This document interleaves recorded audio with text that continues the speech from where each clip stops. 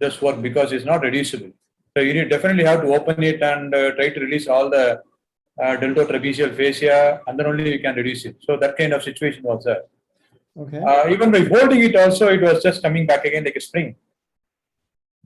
So my gut feeling was, even if I do a augmented graft, will it stay there along with button? That's what my gut feeling. Okay. So I went into do hook plate fixation. Okay. Where I also put a ST graft using 2 tunnels. You can see over there. Yeah. For conoid ligament and another for trapezoid, 2 tunnels, and reduced it and put a plate on top of that for additional fixation. And that is the only way you can try to keep it holding. So yeah, great. It looks nice, but the problem will be you will see when you take out the plate, and you have to take out the plate sometimes. yes, I think well understood. Every hook plate has to come out, and especially in a 20-year-old boy, we cannot leave it. Correct. Yeah. Just to quickly run through there is a patient. He is now about 4 to 5 months after the surgery, and he is fine. Just to run through the literature, we see every technique has got a recurrence of dislocation rate, like from Borsod screw, Hemister technique, tight rope, and if you see the cortical button, where there is 23.1% failure rate. If you look at the literature, none of them has got a near zero complication rate. Everyone has got about acute patients. If we compare the chronic also, there are 25% failure rate. Should be aware of it is that chronic cases are not easy one to manage, they are difficult to manage. And radiographic failures and rate of reoperation, as Professor Remo was suggesting, anatomical reconstruction of CC along with button and allograft or some type of augmentation, it will does better than just doing without augmentation. So if you are doing it, do augmentation for sure. Otherwise, the chance of failure is much less in much higher in a chronic scenarios. And there's only one study which I came across where they compare hook plate with augmentation, without augmentation, where they've seen that with augmentation, the failure rate is much lower and they have better outcome. So I think to conclude, what I would say is chronic cases are always a challenge. Surgical augmentation is definitely essential in a chronic case, and robust fixation will help for keeping it steady. But if you are doing a hook plate, take the plate out after a few months' time once the AC joint heals. Thank you. Thank you, Subra, for your nice presentation. I just have one question for you. You used the graft as well as the plate. It was looking very elegant on the image. I just want to ask you, did you cross the graft under the clavicle, or there was no crossing of the graft, it was just a loop? No, 2 tunnels through the clavicle, and superior surface of the clavicle has got those both graft tightened. With stitch, and then plate is put on top of that. Professor, do you do differently such chronic cases, or do you cross the graft under the clavicle and then take it to the tunnels over the through the clavicle? Congratulations to this technique. It's wonderful and looks nice. I think that tunnels in the clavicle are important, that we will have a healing tendon to the bone. So I think that was just perfect if you can do that. Don't use the graft over the plate, because you have to remove the plate and you won't cut through the tendon again. So through the clavicle, congratulations, wonderful.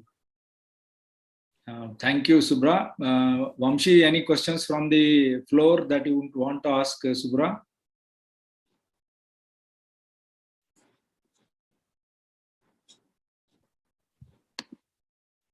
While fixing the AC joint, do you ever reduce a little more because the graft stretches? That's one of the questions. Professor and Subra, any thoughts on that? What is the question? Say that again. I missed it. No, do you, while fixing the AC joint, do you over reduce it a little more because the graft eventually stretches? No, I don't over reduce it.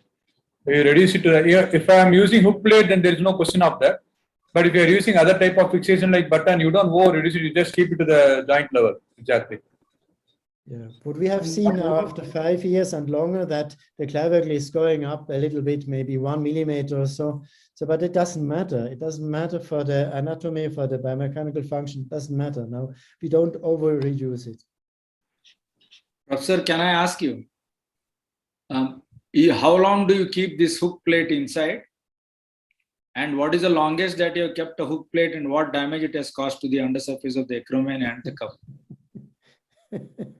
No, because you got the longest number of years of experience in shoulder and elbow surgery. Please check the. So we are just novices, so would like to hear from the master. That's why I suggest that you take it out after 6-7 weeks, because before you start all rotation in the clavicle, before you use your shoulder normally, because I have seen many cases, really many cases, where the hook is migrating through the acromion, because when you do it every day like this here, it goes through the bone, and this is really bad. When you have the hook somewhere, what shall you do then? Acromion osteosynthesis is one of the worst thing you imagine. So one more question is regarding the AC joint arthrodesis. Is it an option in a chronic dislocations? Arthrodesis as an option in chronic dislocations. Professor, any thoughts on that? I don't have any experience on that. I have never done arthrodesis for a acromioclavicular joint, so I don't know. Answer. I had to do it because somebody take out the acromion, and then I had to use some bone graft to rebuild the acromion. So I had to go from the clavicle to the spine of the scapula. But that's not something you like, because it doesn't give you back some kind of mobility in your arm. You can move the arm to 45, 50 degree, but no rotation. No, don't do that. No. Dr. Rajkumar, so olden days people used to exercise the lateral limb of clavicle, and nowadays I know it is condemned, but still you feel it is old school whenever all the procedures are failed? Yes. Simple question, yes. Yes. So that is the answer from the professor himself. You can still do as a salvage procedure excision of the distal end of the clavicle to salvage your AC joint, and that's how we can manage chronic and neglected cases. Having said that, in the literature probably there are experiences like John Tokish and his group who have done enormous studies in even military recruits.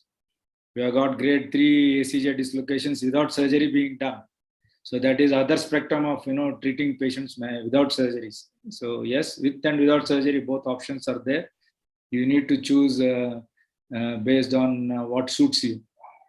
So without wasting much time, I would like to share my screen and just present 2 cases in front of you for discussion and for learning.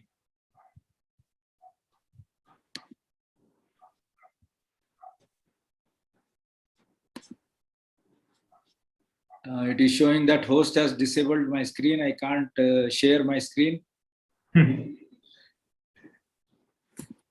Or try again, sir. Try again. Huh? Try again now. Try again. Okay, I'll try. Yes, it is showing and find. Okay. Go for share screen mode. Yeah, we can see that. You can see the presentation. 31st May You yesterday. can see your screen. Okay, not this. Sorry.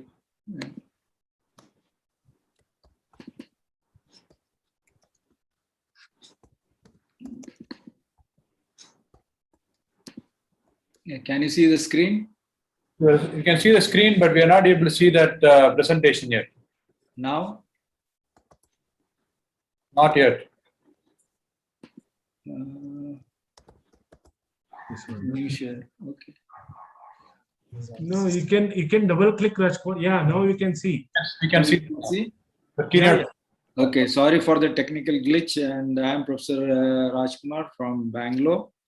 And I'll present two short cases which are acute, and probably it will be of great interest for learning for all the crowd who are watching this webinar. This is a young gentleman who came to us with this problem in his shoulder.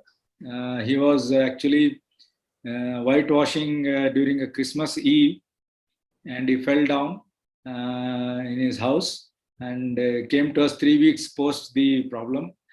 You can see that his right side is showing a grade 3 dislocation of the AC joint. And he wanted to get back to his, he's a marketing executive, and he wanted to get everything right for his shoulder. So we did, I think the wrong presentation has opened. Okay. We did open AC joint reconstruction for him. And this is his result at the end of 7 years. And this is the Zanka view that we have taken. Sorry, can I unshare the thing and come with the proper presentation? I'm sorry. You can. Give me a second.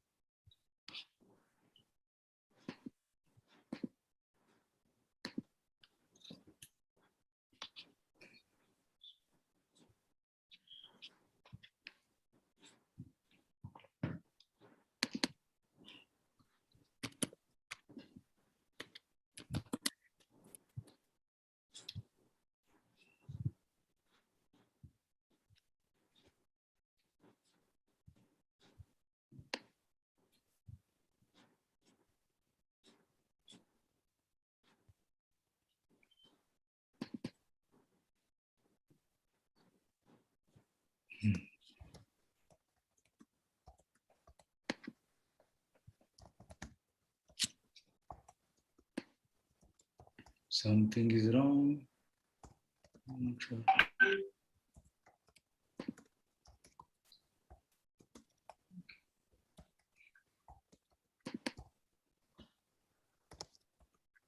Yeah, okay.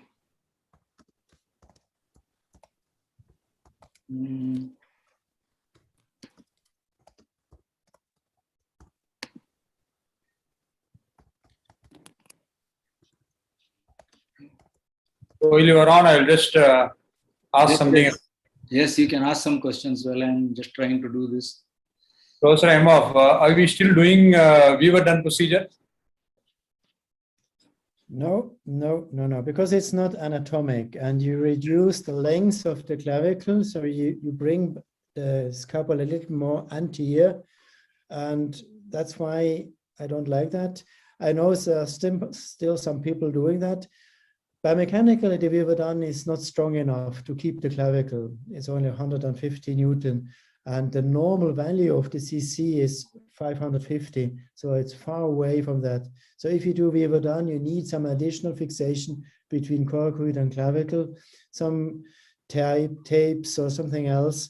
Otherwise, the clavicle is going up, and you don't give the stability we need when you try to do some overhead activities, throwing a ball, something like that. When you use the scapula going back and forth, you need this so-called strut function, where you can see when you sit back on the back side of the patient, you see how the scapula is winging around. So that's why I do not recommend it. Yes, we are not doing it yet. One more question in the question box. In pediatric age group, do you feel always conservative management? That is the one question of my audience. Yeah. It's very rare that you see in children until 15 some AC joint dislocations, very rare. So I agree, I would always start with a non-surgical treatment.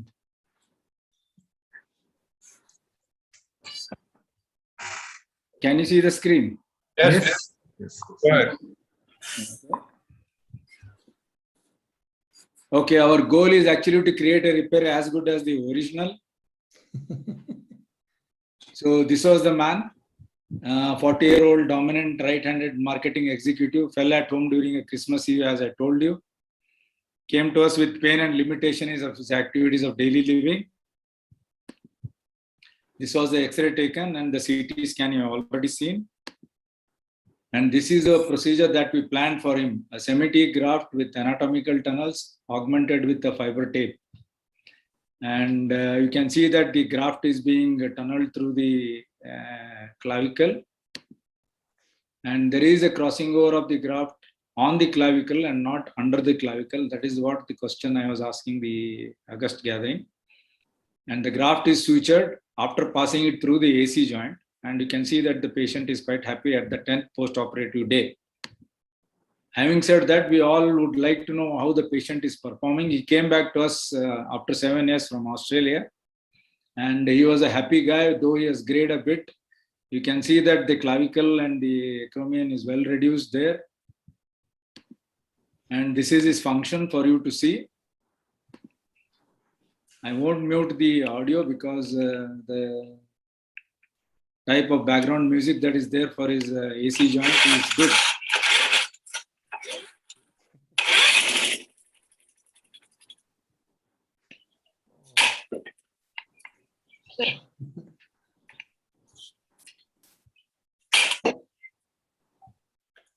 That is the functional recovery the patient has got. And probably that is quite a good amount of recovery for his, not only being a marketing executive, listening to his wife and cutting the wood for his winter, this thing. And this is another gentleman who is a 38-year-old manual laborer, came to us with a grade 3 acromioclavicular injury. And we performed a similar procedure for him using a semi-T graft. But he comes to us at the end of 2 years of follow-up. You can see that on the screen, there is a slight prominence of the clavicle here. And when we take a Bosmanian view, you can see that the clavicle is overriding the acromion. But if you look how we performed the procedure, it was the same. Augmentation was done again using the semi-T. Anatomical tunnels were drilled in the clavicle. The graft was sutured over itself. But I want you to concentrate on the type of crossing over that we have done here. It is from the conoid part to the acromion. We have crossed the soft graft, and then we have sutured these two grafts together. And this is his functional outcome. If you can see that he can do his overhead activities quite okay. When he does his shoulder movements and we take the full arc of the shoulder movement, you can say that there is some amount of dyskinesia on his involved shoulder here, which is very prominent. If I can look again at the X-ray closely, you can see that the tunnels that are drilled are healed well, but there is a beaking of the clavicle at this end. And when you cross over, you can still see that the clavicle is not well reduced to the acromion. Having said that, his functional recovery is much better and is back to his working place, which is our hospital itself. The pearls that you can take home from an anatomical reconstruction is your incision has to be close and medial to the conoid tubercle. The tunnels for the trapezoid ligament should be vertical, and the distance from where you drill the anatomical tunnels should be 2.5 centimeters for the trapezoid and 4 centimeters from the lateral end of the clavicle. And small tunnels should be good when you use grafts because you should really struggle to get the grafts out through the tunnels. Crossing over of the graft is an important phenomena that I need to tell you here, because the lever arm should be very small because the graft will stretch out over a period of time and you will see that the clavicle will sit up even after crossing. Mallikarjun sir was asking, should we excise the clavicle or not? There are a lot of proprioception receptors at the end of the clavicle as well as in the AC joint. So unless required, you don't excise the clavicle because it provides a good amount of stability to the AC joint. Confirm your reductions on the X-ray and give adequate physiotherapy. Welcome to India, Professor Aimov. Thank you very much for your patient listening.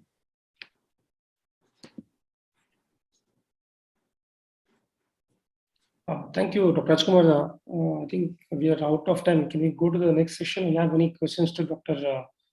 Aimov? Dr. Aimov, anything you want to ask about this presentation, Dr. Subramaniam? Anything? Congratulations. And you really could show that you shouldn't excise the lateral clavicle. because that's what can happen. Then this open end actually will be painful. And this is a big problem. How can you reduce it? How can you prevent the pain? When he's doing some crossover motion, then you get some, the edge of the clavicle will get some contact. So that's very difficult. So one last question for Professor Aimov before we sign off from the shoulder session. And what is the current thinking and learning in AC joint dislocations? The most current from 2020 to 2021. Yeah. We have quite a nice level now, but the thing what I don't like is that we still use some fiber tapes. They will stay forever. I would like to have something for some temporary time, not for all the time. And then we have knots, and knots, they stay above the clavicle, and you feel it under the skin. So sometimes you have to take it out. And we are working now on a system that it should be self-locking, without the use for knots. But the space in the clavicle itself is not big enough to bring it back into the bone joint. But I think this will then be the next step, some self-locking possibilities instead of just a simple brace where we have to put knots down. Maybe this is asking too much of the AC joint surgery itself, because the last word is not yet told on AC joint surgeries. Can we do away using implants at all in AC joint surgeries? Without implants, can we fix AC joint surgeries? That is what I want to ask you, Professor. I think you have done it, Rajkumar, for the patient who came from. There was a fiber tape which can be considered as an implant. Okay. Well, that is. So if there are, yes, the Professor. technique you are using is nicely, and the tendon is strong enough. But if you use a brace for the first, let's say 6 to 10 weeks, it will speed up the rehabilitation process. Otherwise, you have to wait a little bit longer until you can start. It's like the same with ACL reconstruction or PCL reconstruction. These kind of implants will help us to bring down the rehabilitation time. So thank you very much, all the speakers and all the panelists on this shoulder session. I thank Dr. Mallikarjun, Dr. Raghavdatta, and all the erstwhile members of the OAS ISKCON. Thank you for this opportunity given to us, and thank you for being with us. Thank you. Thank you very much. Thank you. Take care. Bye-bye. Bye. So we'll go to the second session. I think Dr. Prof. Mekki has difficulty in joining in. So we will go with Dr. Sharath Rao talk. So in this session is on, so you can stop sharing the screen. So this session will be on proximal humerus fracture. Prof. Mekki has difficulty in joining. He'll be joining us soon. So this session will be chaired by Dr. Srinivas Kasha from KIMS Hyderabad. And the panelists are Dr. Srinivas Reddy from he's a professor and HOD from SV Medical College, Tirupati, and Dr. Anup from Trivandrum. Dr. Sharath, can you, sorry, I know it's odd one to prepone your talk. Are you ready? Yeah, no problem, no problem. Shall I share my screen? Am I audible? Yes, sir. Okay.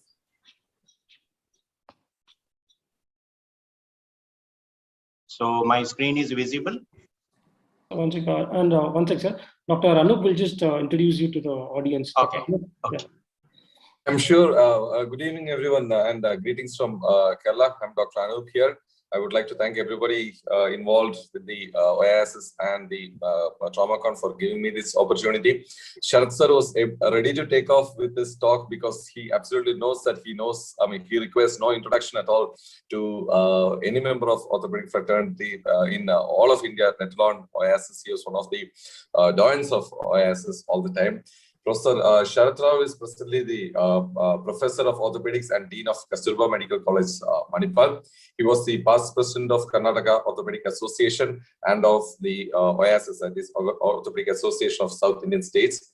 He is also the past chairman of AO Trauma of India.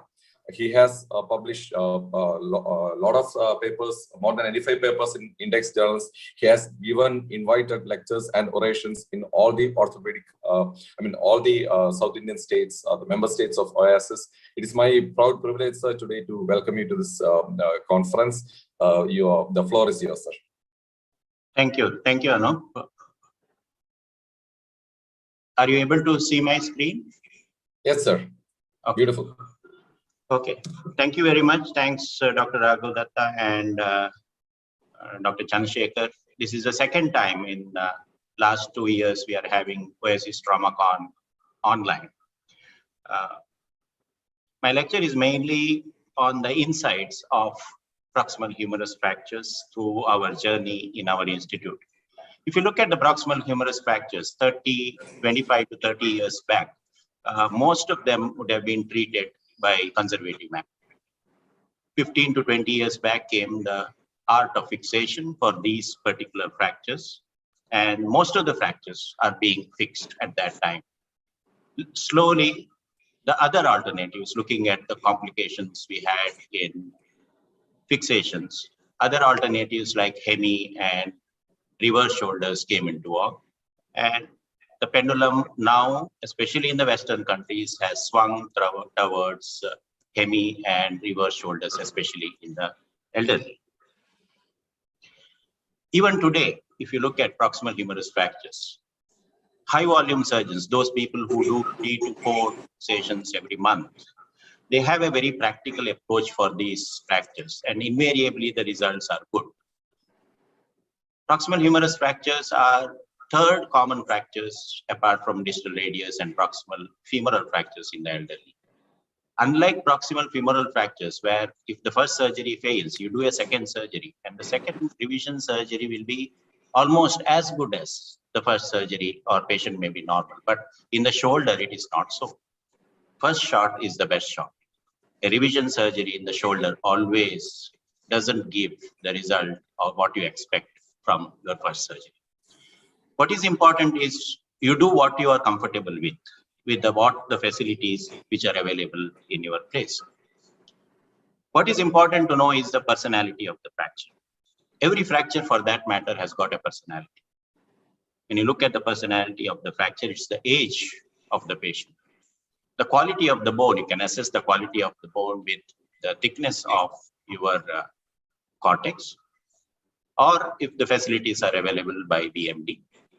Fracture pattern, which is depicted by CT scans, which are a must if you are going to take up the patient for surgery in proximal humerus fractures. I think CT scan is a must today.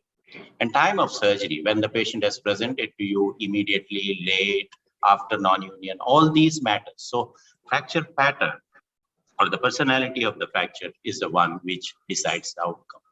We have the options available: conservative, open reduction and internal fixation, hemi replacement, and reverse shoulders, which are the options for proximal humerus fractures.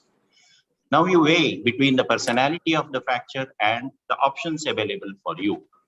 Then you can decide, looking at the age, bone quality, fracture pattern, and time of surgery, whether you are going to do conservative, open reduction, internal fixation, hemi replacement, or a reverse shoulder. Broadly, the guidelines are conservative in or minimally displaced fracture, and we are still in a dilemma: what is minimally displaced? Open reduction and internal fixation definitely in young or old with a viable head and good bone quality. Hemi replacement in an old patient, non-viable head, good or poor bone quality, where the cuff is intact. And reverse shoulder, old in non-viable head, poor bone quality, and cuff not intact. So this is the broad guidelines which you can adopt to treat these fractures. What is non-operative? When it is minimally displaced. When it is displaced, when there is a low functional demand from the patient, poor medical conditions, and there is less pain from the shoulder because of many other reasons which the patient has got because of the comorbidities. One of the examples where you can see that the head is below the greater tuberosity, and because of the comorbidities and the age the patient has got, not fit for surgery, so underwent conservative management, and that is the end result. What does the end result show? It shows that the head of the humerus is in varus, likely to have restriction of external rotation and abduction. The patient is happy as long as there is no pain. Another case where you have this patient she was 92-year-old, comorbid, depending on others for her daily routine activities, had a pacemaker and had this fracture, underwent conservative management with a brace for the distal fracture and a sling for the upper fracture. And this is the outcome. And the patient is happy with because she doesn't have any pain with a limited shoulder movement, which she can accommodate. Fractures like this, where you have the greater tuberosity with lower level when compared to the level of the head, which is good for the rotator cuff function. You can see that there is downward displacement of the fracture. This is mainly because of the atonia of the deltoid that happens. And finally, the union has occurred and the patient is happier. 52 years old, road traffic accident, smoker, alcoholic, young patient with a good bone quality. You can see that the head is dislocated. The tuberosities are not aligned. This is a CT scan. Whenever we operate on a patient with proximal humeral fracture, CT scan is a must because it makes your life comfortable when you go in. You can plan your surgeries. You can keep a backup if there is something wrong happens on the table. What is important to understand is it's a soft tissue surgery. Soft tissue handling is important, and Dr. Mackey will discuss about the management of tuberosities, which I will not go into much details in this. Sutures put to the greater and lesser tuberosities to hold them and treat them like a soft tissue. And then attaching them in a proper position is the key for the success, whether you are fixing it or doing a hemi replacement for these fractures. Shows. And you have to use many techniques, K-wires, Schanz screws to get the position, especially the valgus position in the head. We don't only look at the AP plane, we also have to look at the horizontal plane, how much the retroversion or the antiversion the fracture has got. And that is also as important as the AP view of the X-ray. And get all of them in position and then fix them in this, and you get a good result. Vignettes are young patients, good bone quality, restore function and preserve head is the key. A 40-year-old, good quality bone, but the fracture is quite bad. What do you expect as an outcome? Here, small fragment of the head, unlikely to be vascular, but the patient is younger, with the tuberosities shattered, underwent a fixation. As you expect, this happened. Because of the vascularity of the head, there was a collapse and the screws penetrated into the joint and it was painful for the patient. So, because of the pain, the implant was removed, and before the sutures were removed for this implanting, patient came back to the fracture. So unless you are doing a definitive procedure in the proximal humerus, we advise that you only remove the screws which are producing problems rather than trying to remove the entire implant, because this will always produce, because of the thickness of the screw, the chances of having fracture later is quite high. And then he underwent fixation for that fracture. Not a happy patient after that, not a good outcome.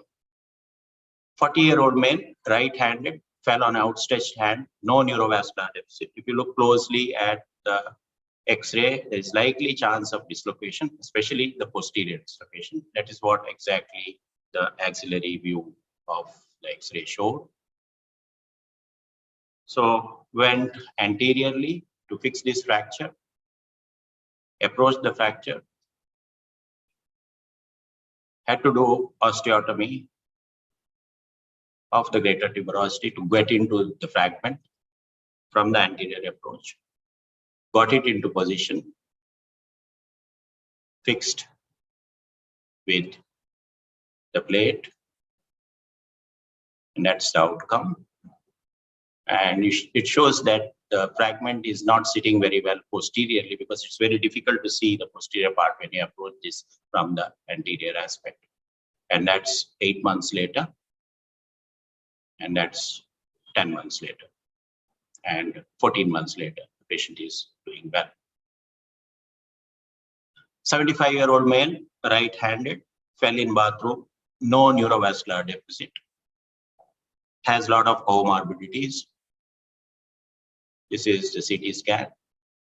Appears to be a non-viable head, osteoporotic bone, underwent hemi replacement.